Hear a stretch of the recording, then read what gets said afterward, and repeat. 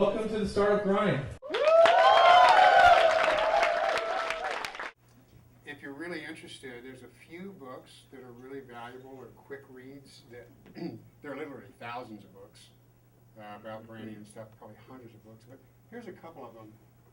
They're kind of collections of thoughts. One is from The Economist. It's a series of writings from The Economist, a number of topics by different authors, and really, really interesting. The other one is a brand glossary that was put together by Interbrand to try and just get to a common language and vocabulary around this topic. Both of those are really, really valuable resources. One particular writer I like is Marty Neumeier. He's written several books. Two of the really good ones are Brand Gap and Zag. Also good reading. So when we talk about brand, almost everybody immediately talks about, like, oh, we need a brand, I need a logo, or I need a name, or I need a tagline, or let's do an ad campaign. And that's almost what everybody thinks of when they think of branding. It's very important. It's the most visible thing. It's the thing that when you're not part of a company, it's the symbol of what a brand represents.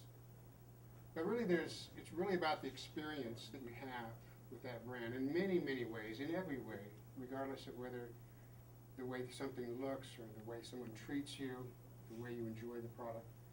And all of those things really come from this foundation of the company's behavior and values and purpose. And so that's really where this meaning of brand comes from. And each one of them is extremely important, a little bit different. You can't have one without the other. If you just have a flashy, visible thing, but there's no substance behind it, or you have a bad experience, it's not going to work.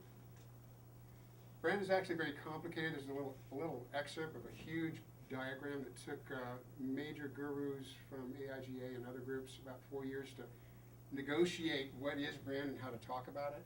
It diagrams the complexity of it. Oftentimes we talk about brand, but really the name is way up at the top here. It's even off the screen, the logo. But it's essentially stewards of a brand, people that are responsible for it to the consumers and the shareholders, kind of imagine a promise, they create a product, there's an experience from that product that creates a perception in people's minds, and that's kind of what brand is. And it can be measured, and you can have names and things like that. If you really